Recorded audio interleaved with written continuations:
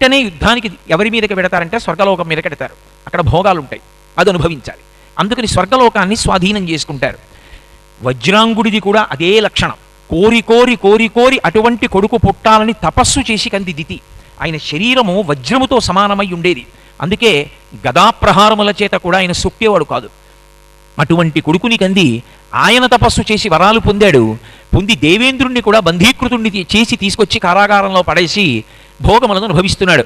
పౌరాణికంగా ఒక కథ వినేటప్పుడు అది ఎప్పుడో జరిగిపోయిన కథగా వింటే చరిత్ర అవుతుంది.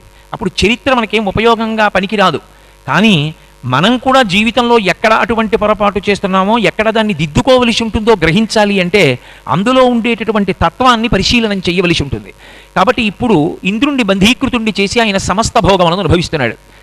ఎంత పదవి లేకపోయినా ఇంద్రుణ్ణి కూడా తీసుకెళ్లి బంధీకృతుణ్ణి చేస్తే దేవతల గౌరవం ఏమవుతుంది? దేవతలందరూ వెళ్ళి సృష్టికర్త అయిన బ్రహ్మగారికి చెప్పుకున్నారు. ఎందుకని వరాలు ఇచ్చినవాడు ఆయనే. బ్రహ్మ అనేటటువంటి పదవికి ఒక గౌరవం ఉంటుంది. ఏమిటి ఆ గౌరవం అంటే ఆయన ఇంటికంతటికీ పెద్దవాడు.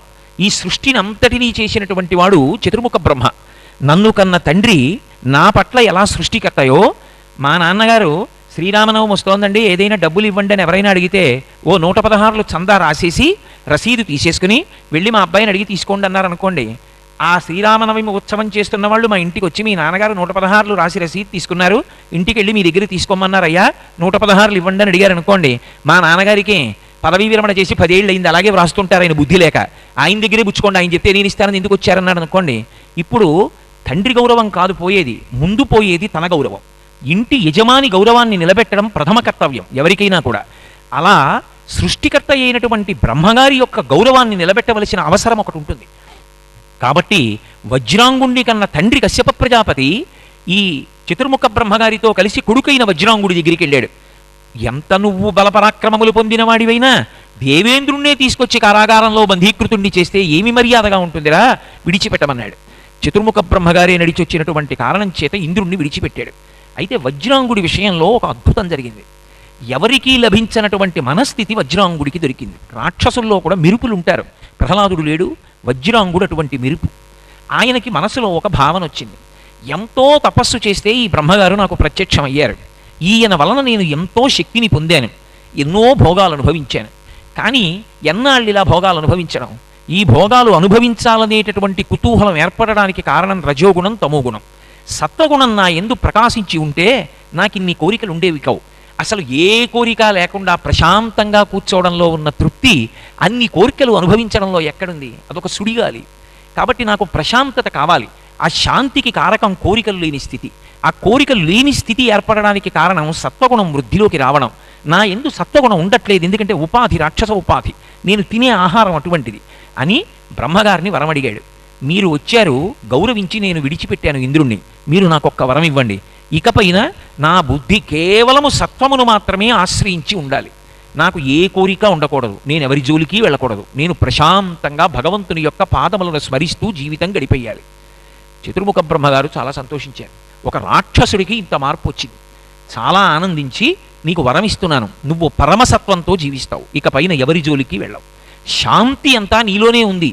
శాంతి బయటకెడితే దొరికేది కాదు. అది వజ్రాంగుని యొక్క వృత్తాంతం మనకి తెలియచేస్తుంది. శాంతి కొరకు బయట తిరిగినంత కాలం శాంతి ఉండదు. లోపలే ఉన్నటువంటి శాంతి అనుభవించడం అలవాటైతే అదే శాంతికి కారణం. ఏది ఉంటే శాంతి అని అడిగారు అనుకోండి, అసలు శాంతి అన్న మాట ఉండదు. అసలు నాకు ఏది లేదు అన్న ప్రశ్న ఒకటి వచ్చిందనుకోండి, శాంతి తప్ప వేరొకటి ఉండదు. ఈశ్వరుడు ఇచ్చిన ఏదైనా ప్రసాద బుద్ధితో స్వీకరించగలిగాడు అనుకోండి, శాంతి తప్ప వేరొకటి ఉండదు. అయితే మీరు నన్ను ఒక ప్రశ్న ఇయ్యచ్చు, నీకు జీవితంలో అంతా వడ్డించిన విస్తరేమో అందుకని అలా అంటుంటావేమో, సమస్యలు ఉంటాయి కదా, మరి సమస్యలున్నా కూడా శాంతిగా ఉండడం సాధ్యమవుతుందా అని. అలా ఉండగలిగిన వాళ్ళు ప్రసాద బుద్ధి చేత ఉంటారు. ఇది ఈశ్వర ప్రసాదము అని స్వీకరిస్తారు. వైద్యుడి దగ్గరికి ఎడతాం, రోగం తగ్గడానికి ఒక ఔషధాన్ని ఇస్తాడు, అది పరమచేదుగా ఉంటుంది, అయితే మాత్రం పుచ్చుకోవా? రోగం తగ్గడానికి చేదుగా ఉన్న ఔషధాన్ని ఎలా సేవిస్తావో అలా మనశ్శాంతికారకమై నువ్వు ప్రశాంతంగా ఉండి భగవంతుడి పాదములు పట్టుకుని మళ్ళీ ఇటువంటి సమస్యల సుడిగుండంలో చిక్కుకోకుండా ఉండాలంటే తరుణోపాయం ఆయన పాదాలు ఒక్కటే. అలా పట్టుకుని ఈ జన్మలో కర్మఫలాన్ని అనుభవించేస్తే అక్కడతో అక్కడ వదిలిపోతుంది. అలా అనుభవించకుండా అనుభవిస్తూ భగవంతుని పాదాలకి దూరం అయ్యారనుకోండి, మళ్ళీ ఉత్తర జన్మల్లో ఈ చేసుకున్న పాపమే మళ్ళీ కట్టి మళ్ళీ అశాంతి అనుభవించడానికి కారణం అవుతుంది. అందుకే అటువంటి శాంతితో జీవనం చెయ్యాలి అంటే సత్వగుణం లోపల ప్రబలాలి. దానికి భగవంతుడిచ్చిన దేనినైనా సరే ప్రసాదంగా స్వీకరించగలిగినటువంటి లక్షణం ఒకటి సాధన చేత ఉత్పన్నము కావాలి. పెద్దలు ఒక మాట చెప్తుంటారు. ఇద్దరు దేవాలయానికి వెళ్ళారట. ఒక ఆయన భగవంతుడితో అంటున్నాడు, అయ్యా నాకు అనుకూలవతి అయిన భార్యని ఇచ్చావు, ఆ కారణం యజ్ఞయాగాది క్రతువులు చేస్తున్నాను, ఇంటికొచ్చిన నలుగురికి అన్నం పెట్టుకుంటున్నాను, భగవంతుణ్ణి సేవించగలుగుతున్నాను, ఇంత అనుకూలవతి అయిన పత్నినిచ్చిన నీకు నమస్కారం అన్నాడు. ఆయన వెళ్ళిన 10 నిమిషాలకి ఇంకో ఆయన వచ్చాడు, అయ్యా పరమగయ్యాళి భార్యనిచ్చావు, నేను ఏదైనా ఒక సంకల్పం చేస్తే అది జరగడానికి వీల్లేదంటుంది, అంత వ్యతిరేక ధోరణితో ప్రవర్తించగలిగిన గయ్యాళి భార్యని ఇచ్చావు కనుకనే నాకు వైరాగ్యం వచ్చి, నాకు ఈ లంపటం మీద అసహ్యం కలిగింది. అనుకూలవతినిచ్చి ఉంటే ఆ లంపటంలో తగులుకుని ఎంత పాడైపోయి ఉండేవాణ్ణో, నాకు గయ్యాళి భార్యనిచ్చిన నీకు కృతజ్ఞత అన్నాడు. ఆయనది కృతజ్ఞత, ఈయనది కృతజ్ఞత ప్రసాద స్వీకారమునందు ఉంటుంది. ఈశ్వరుడిచ్చినది ప్రసాదము. ఆ ప్రసాదము రుచి నీకెందుకు? అది ప్రసాదం. ఆ ప్రసాదము వలన నీ కర్మ క్షయమవుతోందని జ్ఞాపకం పెట్టుకో. నాకు మోకాళ్ళ నిప్పులు వచ్చాయనుకోండి, ఈశ్వర ప్రసాదం. ఎందుచేత ఎప్పుడో ఏ కుక్క మోకాల మీదో కొట్టుంటాను, పాపం అది చాలా కాలం బాధపడి ఉంటుంది, అందుకే తొందరగా మోకాళ్ళ నొప్పులు వచ్చేస్తే ఇప్పుడు నేను చేసినటువంటి పాపం క్షయమైపోతుంది. మోకాళ్ళ నొప్పుల్ని ఈశ్వర ప్రసాదంగా స్వీకరించేశాను అనుకోండి, పరమానందం. ఓ మధుమేహం వచ్చింది, ఈశ్వర ప్రసాదం. అది లేకపోతే నేనే తినేసేవాడిని పళ్ళన్నీ, ఇప్పుడు తెచ్చిన పళ్ళన్నీ సంతోషంగా ఇంకోళ్ళకి ఇవ్వగలుగుతున్నాను, ఈశ్వరా కృతజ్ఞుడను. ప్రసాద బుద్ధితో స్వీకరించిన వాడికి శాంతి ఉంటుంది. ప్రసాద బుద్ధితో స్వీకరించకుండా నాకు ఇలా కాకుండా ఇంకోలా ఉంటే నేను బాగుండేవాడిని, సంఘర్షణ మాత్రమే ఉంది. ఇప్పుడు నీకు శాంతి లేదు, శాంతి లేని వాడివి సత్కర్మాచరణం ఎలా చేయగలవు? చాలా కష్టం. అందుకే శాంతికి కారణము బుద్ధి యందు సత్వం అంకురించుట వజ్రాంకుడిని నిరూపించాడు. అయితే ఆయన కర్మ ఇంకోలా ఉంది. ఆయన వరకు ఆయన శాంతిని పోగొట్టుకోలేదు. శాంతి యందు బాగా నిలబడ్డాడు అన్న మాటకు అర్థం ఏమిటి? తన శాంతి తాను కోల్పోకుండా ఎవరి కర్మ ప్రకారం వాళ్ళు ఉంటారని నిలబడగలగడం. చతుర్ముఖ బ్రహ్మగారు వెళ్ళిపోతూ ఒక పెద్ద పరీక్ష పెట్టి వెళ్ళాడు. బాగా ఊంచుకునే లక్షణం ఇవ్వాలి. పరమ ప్రశాంతంగా ఉండడానికి కావలసిన వాతావరణం అంతా ఇచ్చి వెళ్ళిపోయాడు అనుకోండి, శాంతిగా ఉండడంలో గొప్పే ఉంది. పరమ ప్రశాంతంగా ఉండడానికి వ్యతిరేకమైన వాతావరణం ఇచ్చారనుకోండి, అప్పుడు కూడా ప్రశాంతంగా ఉన్నారనుకోండి, ఇప్పుడు సత్వం బాగా ఏర్పడిందని గుర్తు. అందుకే వెళ్ళిపోతూ వరాంగి అని ఒక అత్యంత అందమైన స్త్రీని సృష్టించి బహుమానంగా ఇచ్చి వెళ్ళిపోయాడు. ఆ వరాంగి విశేషంగా సేవించింది వజ్రాంగుడిని. చాలా కాలం సేవించిన తరువాత చేసిన సేవలకి తృప్తి పడ్డాడు వజ్రాంగుడు. భార్యని పిలిచి, ఓ వరాంగి, నిన్ను నాకు చతుర్ముఖ బ్రహ్మగారు ప్రసాదించాడు, ఆయన ప్రసాదంగా నిన్ను స్వీకరించాను, భార్యాస్థానంలో కూర్చోపెట్టాను, ఇంతకాలం సేవించావు, నన్నేం అడగలేదు. ఇది శాంతిగా ఉన్నట్టు కనబడి శాంతి లేకపోవడానికి, శాంతిగా ఉన్నట్టు కనపడి శాంతి యందు నిలబడడానికి ఎంత తేడా ఉంటుందో చూపిస్తున్నారు. అంత గొప్పగా భర్తని అనువర్తించినట్లు కనపడింది, అన్ని సేవలు చేసినట్లు కనపడింది. పిలిచి అడిగాడు వజ్రాంగుడు, ఇంతకాలం సేవించావు కదా, ఏ కోరికతో సేవించావు, నీకేమైనా కోరిక ఉందా చెప్పు, నీ కోరిక తీరుస్తానన్నాడు. ఆవిడంది, విష్ణువుని ప్రబలంగా ద్వేషించేటటువంటి వాడు, లోకాలన్నింటినీ కూడా బాధ పెట్టగలిగినటువంటి వాడు, అపారమైన బలవంతుడు, ఎవడి పేరు చెప్తే దేవతలు కూడా ఏడుస్తారో అటువంటి వాణ్ణి నాకు కొడుకుగా కటాక్షించాను. పరమ ప్రశాంతంగా ఉన్నాడు కదా వజ్రాంగుడు. అంత ప్రశాంతంగా ఉన్నటువంటి తటాకంలో, అలలు లేని తటాకంలో ఎవరో రాయి విసిరారనుకోండి, మళ్ళీ అలలు వస్తాయి. కానీ అలలకున్న లక్షణం ఏమిటంటే అవి మళ్ళీ ఒడ్డుకెళ్ళి వెనక్కి వచ్చి ఆ సరోవరంలోనే కలిసిపోతాయి. మళ్ళీ సరోవరం ఏ కదలిక లేకుండా చూసుకుంటే అలాగే ఉంటుంది ప్రశాంతంగా. ఆయన బాధపడ్డాడు, నేను సత్వగుణాన్ని ఆశ్రయించాను, ఎవ్వరికీ బాధ కలగడానికి కారణం కాకూడదు అనుకున్నాను, పరమ ప్రశాంతంగా ఉన్నాను. ఈ వజ్రాంగి నన్ను ఇంతకాలం అనువర్తించింది, తీరా కోరిక కోరమంటే విష్ణుద్వేషి, విష్ణువు యొక్క బాధకి కారణమయ్యేవాడు కావాలంది. విష్ణు భగవానుడు స్థితికారుడు, ఆయన ఎప్పుడూ ధర్మాన్ని నిలబెడుతుంటాడు. ఆయన అవతారం తీసుకున్నాడు అంటే ధర్మాన్ని నిలబెట్టడానికే, ధర్మము పట్ల వ్యతిరేకులైన వారిని శిక్షించడానికే వస్తాడు. శ్రీ మహావిష్ణువుని బాధ పెట్టగలిగిన కుమారుడు కావాలని అడిగింది ఈ వరాంగి. ఇప్పుడు ఈమె కోరిక తీరిస్తే లోకములకు బాధకి నేను కారణము కాలా, అశాంతి పొందాడు. పొంది కర్తవ్యతానిష్టయందు శాంతి పొందాడు. ఇది చాలా పెద్ద మాట సుమండి, చాలా గంభీరమైన మాట నేను వాడింది. కర్తవ్యత నిష్ట పరమశాంతికి కారణము. బాధ్యత అన్న మాట అందుకే ఉండదు. మీరు కావ్యాల్లో కానీ పురాణాల్లో కానీ ఇది నా బాధ్యత అండి అని ఎవరనరు. కౌసల్యా సుప్రజా రామ పూర్వా సంధ్యా ప్రవర్తతే ఉత్తిష్ట నరశార్దూల కర్తవ్యం దైవమాన్హికం అంటాడు. కర్తవ్యం, రామ నీవు క్షత్రియుడవు, యజ్ఞోపవీతం ఉంది, పూర్వా సంధ్యా ప్రవర్తతే, పూర్వసంధ్య ఎందు సూర్యుడు ఉదయిస్తున్నాడు, లే. ఎందుకు లేవాలి? కర్తవ్యం దైవమాన్హికం, సంధ్యావందనం చెయ్యాలి కాబట్టి లే. ఒకవేళ రాముడు లేవకుండా ఇట్నుంచి అటు దొరికి పడుకుంటే మళ్ళీ చెప్తాడు విశ్వామిత్రుడు, రామా నిద్రలే, సంధ్యావందనం చెయ్యి అని చెప్తాడు. ఒకవేళ మధ్యాహ్నం వరకు రాముడు అలాగే పడుకుంటే మళ్ళీ అదే చెప్తాడు, మాధ్యాహ్నిక సంధ్య చెయ్యాలి రామా లే అంటాడు. సాయంకాలం వరకు పడుకుంటే మళ్ళీ ఇదే చెప్తాడు, సాయంకాలం రామా సాయంకాలం సంధ్యావందనం చెయ్యాలి లే అంటాడు. ఎంత చెప్పినా లేవాడు ఈ రాముడికి చెప్పడం ఎందుకని మానేస్తాడా? అవతలవాడు చేశాడా చెయ్యలేదా నీ నెత్తి మీద పెట్టుకుంటే బాధ్యత. అవతలవాడు చేశాడా చెయ్యలేదా తతో సంబంధం లేదు. సంధ్యావందనం యొక్క గౌరవం తెలిసున్నవాడు కనుక సంధ్యావందనం చెయ్యమని చెప్పవలసినటువంటి కర్తవ్యం తను పూర్తి చేశాడు. చెప్పడం తన కర్తవ్యం చేశాడు అంతే. అవతలవాడు చేశాడా చేయలేదా అని ఎత్తుకెత్తుకుంటే బాధ్యత.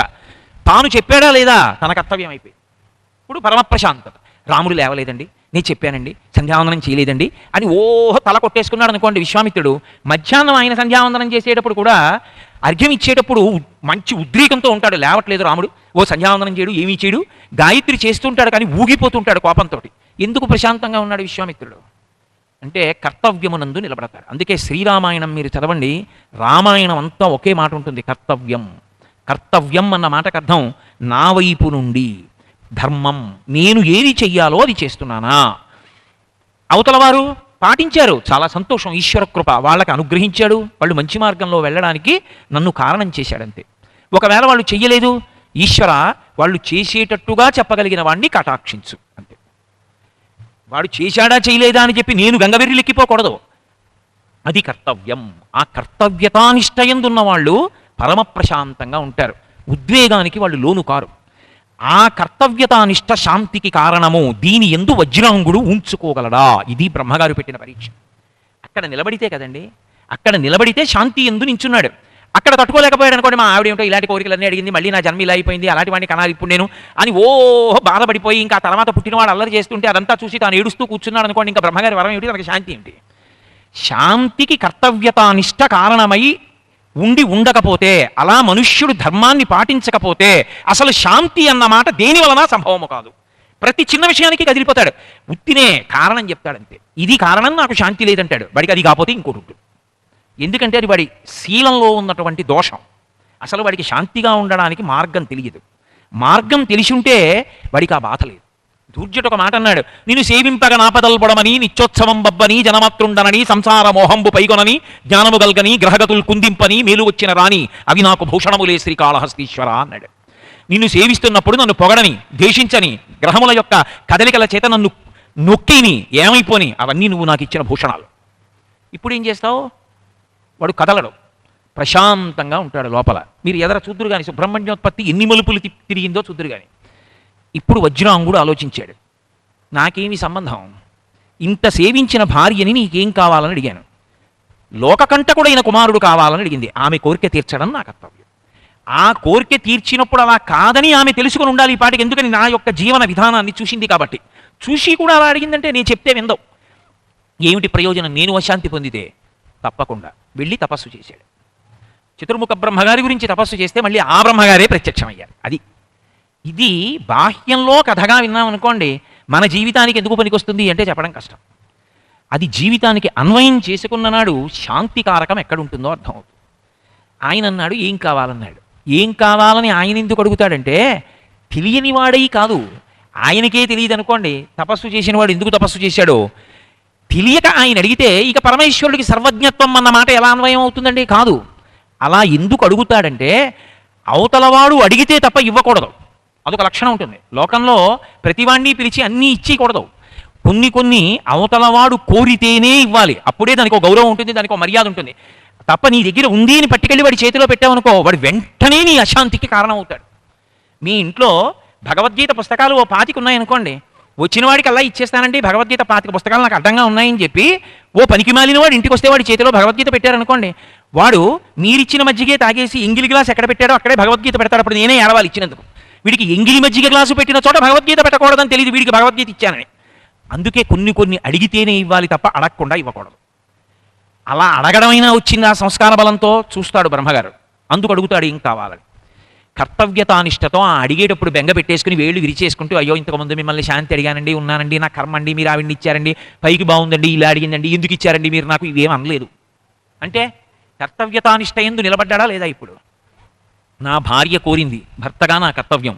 లోకకంటకుడు, విష్ణువుకి ఖేదకారకుడు, ఆయనని మించినటువంటి బలశాలి లేనివాడు ఒక కుమారుడు కావాలి వరాంగికి. అటువంటి కుమారుణ్ణి అనుగ్రహించమన్నాడు.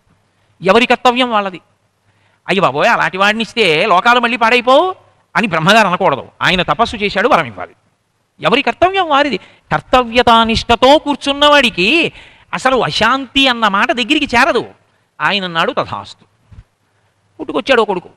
వాడు పుట్టగానే ఎన్ని దుర్నిమిత్తములు కనపడాలో అన్నీ కనపడ్డాయి. మనకి కావ్యాల్లో పురాణాల్లో ఈ దుర్నిమిత్తాల్ని వర్ణిస్తారు. యుద్ధాలకు బయలుదేరినప్పుడు, పిల్లలు పుట్టినప్పుడు మనం దాన్ని గబగబా తిప్పేసి చదువుతాం. కానీ యథార్థంగా అవి చాలా సారభూతములై ఉంటాయి. అవి శకున శాస్త్రానికి సంబంధించినటువంటి విశేషాలు. ఏదో అనేకమైనటువంటి శకునములు కనపడ్డాయి. యజ్ఞయాగాది క్రతువులు చేస్తున్నప్పుడు అగ్నిశిఖ పైకి లేచిందనుకోండి, ప్రదక్షిణ పురస్సరంగా తిరుగుతోందనుకోండి అగ్నిశిఖ, ఎవరో యజ్ఞశాలలోకి మహాత్ములు వచ్చారని గుర్తు. మహాత్ములు వస్తే అగ్ని పైకి లేచి తిరుగుతుంది. వామనమూర్తి ఘట్టంలో వామనమూర్తి లోపలికి వచ్చినప్పుడు సుహృతంబులయ్య శిఖులను కళ్యాణమిక్క అలమున్నట్టాడు బలిచక్రవర్తి. అగ్ని పైకి లేస్తుంది. అగ్ని లోకకంటకుడైనటువంటి వాడు పుడితే ధూమం చేత కప్పబడి అణిగిపోతుంది. ఆవుల యొక్క కన్నుల వెంట నిష్కారణంగా నీరు కారిపోతుంది. నక్కలు నోరు తెరిచి నిష్కారణంగా ఏడిస్తే అగ్నిహోత్రం వాటి నోట్లలోంచి బయటికి వస్తుంది. భయంకరమైనటువంటి దుశ్శకున స్వరూపమైన పక్షులు భూమికి దగ్గరగా వచ్చి పెద్దగా అరుస్తూ తిరుగుతాయి. రాబందులు, గ్రద్దలు వంటివి. దిక్కులన్నీ కూడా అకస్మాత్తుగా చీకట్లు కమ్మి ధూళి పైకి ఎగురుతుంది. కంటికి సరిగా ఎదురుగుండా ఉన్న వస్తువు కనపడదు. ఇటువంటి దుర్నిమిత్తములు ఎన్ని కనపడాలో అన్ని కనపడ్డాయి. ఇది తపఫలమే, మర్చిపోకూడదు. ఇది కూడా తపస్సు యొక్క ఫలితమే. తారకాసుర జననం. కశ్యప ప్రజాపతి బయలుదేరి వచ్చాడు. వీడికి తారకాసురుడని పేరు ఉంచుతున్నాను, తారకుడు అని పిలుస్తున్నాను అన్నాడు. తిరిగి పెద్దవాడయ్యాడు. బ్రహ్మాండమైనటువంటి శరీరం. ఎటువంటి వరం కోరాడో దానికి తగిన శరీరం ఉండదంటే అది పెద్ద ఆశ్చర్యమే ఉంది. మహాబలిష్టమైన శరీరం. దీనికి తోడు మళ్ళీ వెళ్ళి తపస్సు చేశాడు. ఈసారి ఎవరిని? అందరూ బ్రహ్మగారి గురించి తపస్సు చేస్తారు. తారకాసురుడు బ్రహ్మగారి గురించి తపస్సు చేయలేదు. పరమశివుడి గురించి తపస్సు చేశాడు. ప్రత్యక్షమయ్యాడు. ప్రత్యక్షమై ఏం కావాలని అడిగాడు. రాక్షస బుద్ధి అని నేను మీతో మనవి చేశాను కదా, దేశకాలములను ఉపయోగించుకుంటాడు. అప్పటికున్న పరిస్థితి మళ్ళీ ఓసారి కథ వెనక్కి వెళ్ళండి. దాక్షాయిణిగా ఉన్నటువంటి అమ్మవారు భర్తృనింద వినలేక మహాపతివ్రతగా శరీరాన్ని విడిచిపెట్టి పరమశివుని యందు ఆ తేజస్సు ఐక్యమై ఉంది. పైకి పార్వతీదేవి లేదు. వాడు ఒక విచిత్రమైనటువంటి కోరికోటి కోరాడు. సకలలోక విధాత నీవు ప్రసన్నభావంబు పొందితేని వీరొకటి లేకుండుటయుండునే. నేను వరంబునకు తగియున్న సకల నిర్జర రాశి గెలువ శక్తి నిమ్ము. పురారికి అర్భకుడు కలిగనేని చంపుగాక ఉరంబునందురుశక్తిచే అన్నాడు. ముదిగొండ నాగలింగ శాస్త్రి గారు అద్భుతమైన అనువాదం చేశారు. ఉరుశక్తిచే, విశిష్టమైన అద్భుతమైనటువంటి శక్తి కలిగిన వాడు అన్నాడు. అటువంటి శక్తివంతుడు లోకంలో ఉండడు. అంతటి మహాశక్తివంతుడు ఒకడు పుట్టాలి. వాడెవరికి పుట్టాలి? నీకు పుట్టాలి. నీకు ఎలా పుట్టాలి? నీ వీర్యము స్ఖలనమై పుట్టాలి. ఎందుకని? పరమశివుడు సంకల్పం చేత కొడుకుని కంటాడు. సంకల్పము చేత కొడుకుని కన్నవాడతో నేను చనిపోను. నీ వీర్యము స్ఖలనము కావాలి. పరమశివ వీర్యం స్ఖలనం కావాలంటే ఆయన కామమోహితుడు కావాలి. ఆయన కామమోహితుడు కావాలంటే ఆ స్థానంలో భార్యగా అసలు ఊహించి నిలబడమే ఎవరైనా. అది ఒక్క అమ్మవారికే చెల్లి. ఆవిడేది ఇప్పుడు లేదు. ఆమె పక్కకి రావాలి. మళ్ళీ ఆమె పక్కకి రావాలంటే పార్వతీ కళ్యాణం జరగాలి. కళ్యాణం జరగకుండా వైదిక క్రతువు లేకుండా ఎలా పక్కకు వస్తుంది అమ్మవారు? ఎక్కడో పుట్టాలి. శివుడికి ఇల్లాలు కావాలి. ఇల్లాలైన తరువాత శివుడు కామమోహితుడు కావాలి. వీర్యము స్ఖలనము